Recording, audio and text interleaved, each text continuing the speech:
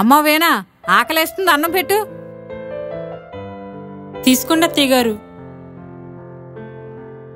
ఇదేంటి ఇంత ఉప్పుగా ఉందా? దీని నిండా ఉప్పు వేసావా? ఇది పాలకూర వేపుడా, ఉప్పు కూర? పాలకూర కోసినప్పుడు ఇంత ఉంది, మరి దానికి తగ్గట్టు 4 స్పూన్లు వేసాను. ఇది వరకు ఒకసారి చెప్పాను కదా, ఆకుకూరలు ఏవైనా సరే ముందు వేయకూడదు, సాల్ట్ దింపే ముందు వేయాలని చెప్పాను కదా. ఇంకెప్పుడు అలా వేయనండి. నిన్న కూర మాడగొట్టేసి ఇలాగే చెప్పావు, ఇంకెప్పుడు చేయనని. ఇంక రోజు కొత్తనేటి. ఈసారి అలా జరగదులే అత్తయ్య గారు.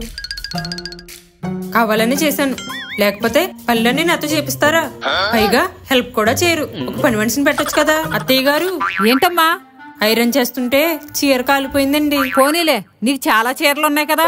అయ్యో, అది నాది కాదండి, మీ ఫేవరెట్ పింక్ కలర్ సారీ. నా చీర కాల్చేసావా?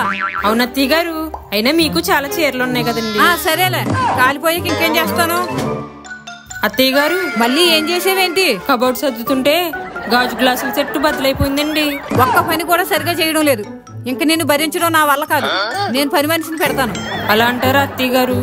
సరేనండి, నా ఐడియా బాగానే వర్కౌట్ అయింది. లేకపోతే పనులన్నీ నాతో చేపిస్తారా?